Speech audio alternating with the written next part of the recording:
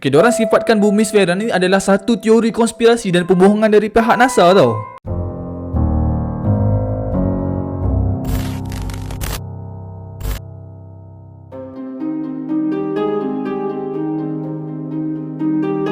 You'd think that with the beautiful photographs that we have of our round blue planet, it would convince any doubters.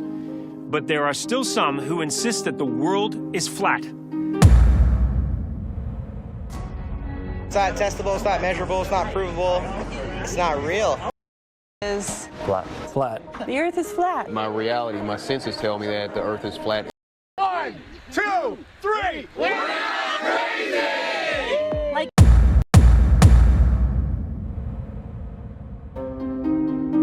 Daripada kita sekolah rendah sampailah sekolah menengah, tak pernah sekali pun kan kita dengar ataupun kita belajar yang bumi tu berbentuk flat, betul tak? Apa yang cikgu kita semua ajar adalah based on daripada sudut kajian sains tu sendiri yang bagi tahu bumi ni berbentuk sfera ataupun bulat. Tapi sejak tahun 1800 kan ada je ilmuwan-ilmuwan yang berbeza pendapat tau, yang mengatakan bumi ni berbentuk flat lah, berbentuk sfera lah. Teori bumi flat ni pula dikuatkan lagi dengan sumber-sumber yang diambil daripada beberapa kajian daripada tamadun-tamadun terdahulu. Antaranya tamadun Yunani Purba, tamadun Cina pada abad ke-17, kitab Bible termasuk Quran tu sendiri. Ada kajian tamadun-tamadun dulu mengatakan yang bumi ni tak bergerak tau, tak melengkung dan mendatar. Pada zaman dulu sebenarnya bukanlah semua orang percaya yang bumi tu rata. Ada percaya, ada yang tak. Antaranya pada zaman Yunani Purba ada je ahli-ahli falsafah yang percaya tau bumi ni berbentuk sfera. Antaranya Pythagoras, Plato, Aristotle. Okey, diorang ni semua antara ahli-ahli falsafah Greece yang terkenal lah pada zaman dulu, pada masa dulu. Tapi kalau kita nak membezakan kan tamadun dulu dengan tamadun sekarang kan, jurang dia tu sangat jauh tau, disebabkan sekarang ni banyak alatan-alatan moden dan manusia tu sendiri dah terbang keluar bumi untuk kaji semua ni.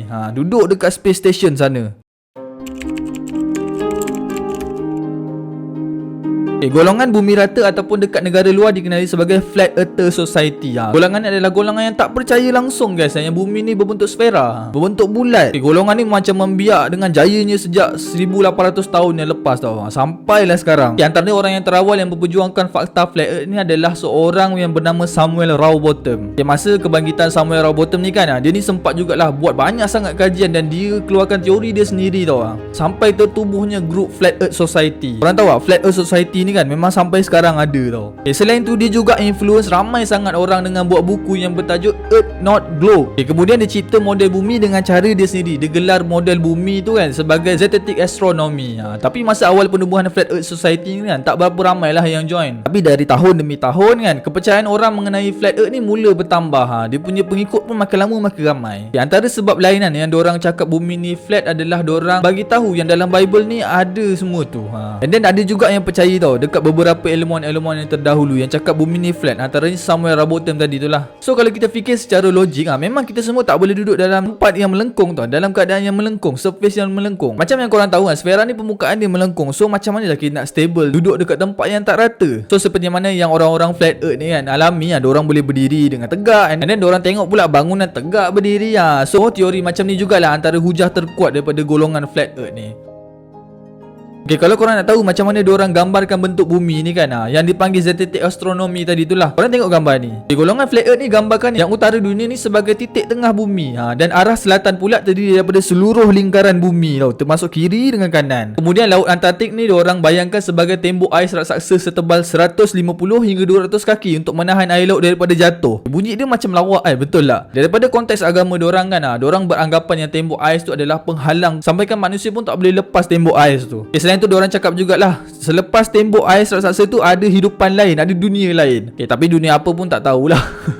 Korang tengok macam tu sekali cara diorang berfikir. Diorang sifatkan kan bumi sfera ni adalah satu teori konspirasi dan pembohongan daripada pihak NASA. Ramai astronaut yang pernah pergi angkasa lepas dah bagi tahu dekat orang-orang Flat Earther ni. Diorang mengakulah yang bumi ni sfera, tapi korang tahulah kan Flat Earther ni tetap dengan pendirian diorang. And then diorang bagi tahu jugalah astronaut ni semua pelakon-pelakon yang merealisasikan agenda kerajaan. Untuk apa diorang tegakkan semua ni tak tahu apa. Mungkin diorang nak buktikan lah yang dalam Bible tu betul kan. Allah Subhanahu Wa Taala ciptakan manusia manusia ni terikat tau dengan keterbatasan. Korang faham tak? Kefahaman manusia ni sangat terhad tau dan berbeza-beza. So apa yang manusia nampak dengan mata kasar, itu je yang boleh kita describe. Kalau kita nak tahu sesuatu, mestilah kita kena kaji, buat kajian. Contohlah korang first time tengok durian and then korang tak pernah makan durian tu. Korang tengok durian tu dari luar, kulit dia tajam. So tanpa buat apa-apa kajian, korang tahu tak apa yang ada sesungguhnya dalam isi dia tu? Sangat-sangat sedap tau. Betul? Sebab itulah kita perlukan sains dan teknologi. Sama jugalah macam Allah turunkan Al-Quran ke bumi. Untuk apa Allah turunkan? Tu semua sebagai panduan untuk kita. Allah juga suruh kita mengkaji tentang isi Al-Quran tu sendiri. Sebenarnya bukan dekat negara luar je guys yang percaya macam ni. Dalam Malaysia pun tak kurang hebat dia. Ada je orang biasa sampailah orang-orang terkenal, artis apa semua. Persoalannya, kenapa golongan flat earther ni boleh fikir sampai macam tu sekali? Sedangkan kita dah banyak bukti, banyak kajian sains yang menunjukkan bumi ni bulat. Itu je yang selalu menjadi tanda tanya. Lagi satu, diorang ni tak boleh bagi explanation yang kukuh tentang semua ni, tentang flat earth ni. Tapi bagi Syamil kan, mungkinlah kan salah satu kesalahan tu dari ahli sains tu sendiri. Kita boleh tengoklah penipuan sains kan. Contohnya manusia berasal daripada beruk lah kan. Dunia ni dah berjuta-juta tahun usia dia. Tapi bila kita rujuk balik kepada Al-Quran kan, memang 100% salah lah. Tapi Syamil ingatkan tak semua kajian yang diorang buat tu salah. Ada je yang boleh kita jadikan panduan. Salah satunya bumi berbentuk sfera ni lah.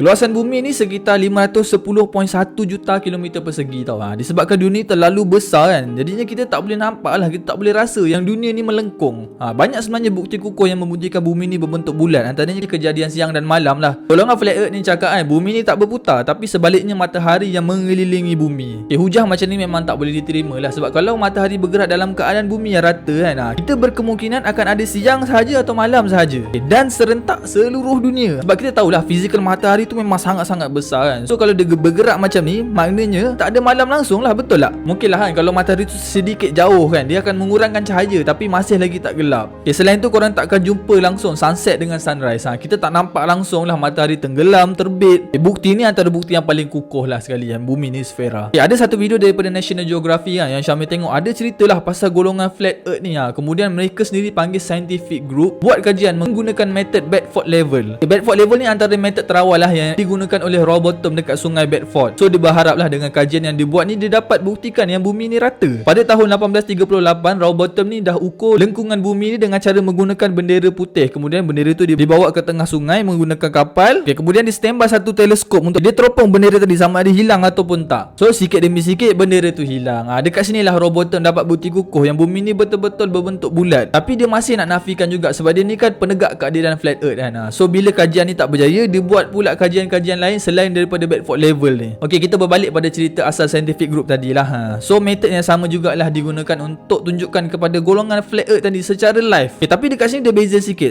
Scientific group ni tadi gunakan bendera berjalur merah putih, kemudiannya diorang bawa ke tengah laut. So jawapan dia tetap samalah. Setiap jalur tu akan hilang satu demi satu. Semakin jauh bot tu pergi, berubahlah views jaluran bendera tu. Tapi apa yang scientific group ni buat kan, sia-sia je sebenarnya. Diorang takkan percaya. Diorang tetap dengan pendirian diorang yang bumi ni adalah rata. Full stop. Here in flat Earth believe it's a globe. Still flat.